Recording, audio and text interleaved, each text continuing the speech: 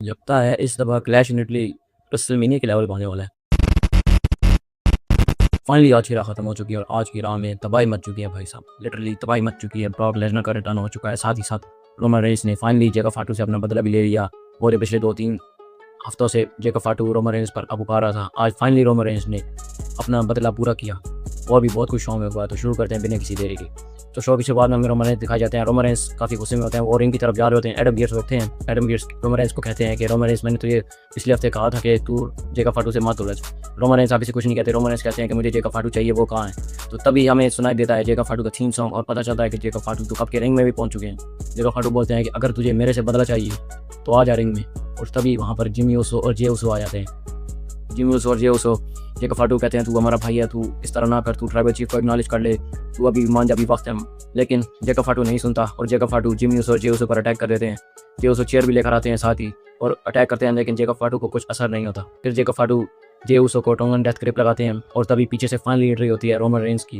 Roman Reigns आते हैं। Roman Reigns Jacob फाटू पर हमला करते हैं। रोमन रेंस अपर हैंड ले रहे होते हैं और तभी जेकब फाटू अपना डेथ ग्रिप लगाते हैं। लेकिन इस दफ़ा फाइनली जे ओसो जेकब फाटू को हमला करते हैं और रोमन रेंस छुड़ा लेते हैं और रोमन रेंस फाइनली इस दफ़ा अपने बदला लेते हैं। फिर जिमी ओसो और जे ओसो जेकब फाटू को रॉक में फंसाकर अपनी सुपर किक मारते हैं। रोमन रेंस सुपरमैन पंच भी मारते हैं, 2-3 दफ़ा मारते हैं। उसके बाद स्पेयर मारते हैं और वहाँ से चले जाते हैं रोमन रेंस। फिर वहाँ पर आते हैं एडम पियर्स। फिर जेकब फाटू रिंग में आते हैं और माइक उठाते हैं और रोमन रेंस को ट्राइबल कम्बैट मैच के लिए चैलेंज कर देते हैं। अगर आपको ट्राइबल कम्बैट मैच के बारे में नहीं पता तो ये मैच एक ऐसा मैच है जिसमें जीतने वाले को टाइटल नहीं बल्कि साथ ही वो रोमन रेंस की उला फाला भी मिलेगी और वो ट्राइबल चीफ कराएगा WWE में।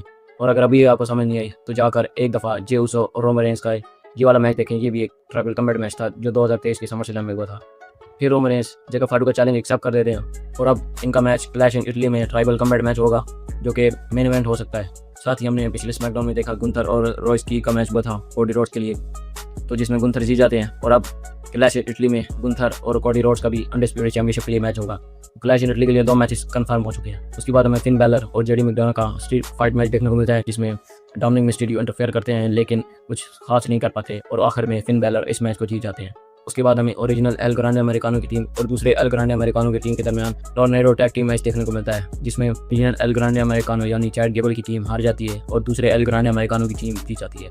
साथ ही हमें सोल लुका और पैकी लिंच की भी सेगमेंट देखने को मिलता है जिसमें बाग घुमा फिरा कर इनके मैच की तरफ आती है और इनका मैच भी अब सैटरडे नाइट मेन इवेंट के लिए कंफर्म हो चुका है। साथ ही दोस्तों सैटरडे नाइट मेन इवेंट के लिए 5 मैचेस अब कंफर्म हो चुके हैं। ये 5 मैचेस आपकी स्क्रीन पर आ जाएंगे और कल इन 5 मैचेस की प्रेडिक्शन करेंगे। फिर इसके बाद हमें रकेल रॉड्रिगस और रॉक्सेन पेरेज का मैच देखने को मिलता है पेज और ब्री बेला के साथ टैग टीम चैंपियनशिप के लिए, जिसमें ब्री बेला रोला पेन से ये मैच जीत जाती है।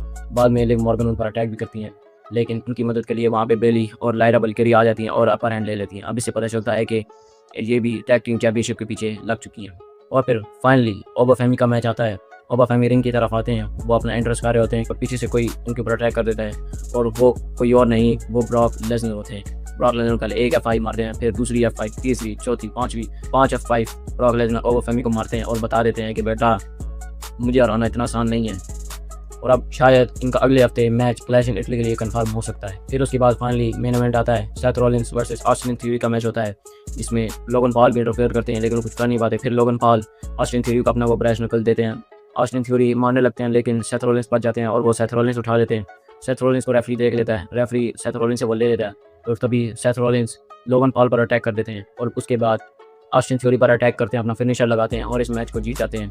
और फिर लोगन पॉल सेथ रॉलिंस पर अटैक कर देते हैं। बाद में सेथ रॉलिंस की मदद के लिए स्ट्रीट प्रॉफिट्स वहाँ पर आते हैं और अपर हैंड ले लेते हैं और फिर ब्रॉन ब्रेकर भाग कर आते हैं और स्पेयर मार देते हैं दोनों को और वो दोनों वहीं पर ढेर हो जाते हैं। फिर उसके बाद ब्रॉन ब्रेकर पर अटैक करते हैं सेथ रॉलिंस ब्रॉन ब्रेकर पर इस दफ़ा अपर हैंड ले रहे होते हैं लेकिन लोगन पॉल पीछे से इंटरफेयर करते हैं जिसकी वजह से सेथ रॉलिंस खाते हैं स्पेयर। बाद में पूरी विजन सेथ रॉलिंस पर अटैक करती है, सेथ रॉलिंस को मार मार कर उनका भटका बना देती है। बाद में रिंग के नीचे ले जाकर स्टेप उनको मारने लगते हैं लेकिन एडम पियर्स वक्त पर आ जाते हैं और रोक देते हैं उनको और रोक कर एडम पियर्स ब्रॉन ब्रेकर को साइड पे कर देते हैं और इनके दरमियान झगड़ा खत्म कर देते हैं। तो यहीं पे रॉ आज की खत्म हो जाती है। रॉ आज बहुत कमाल की थी।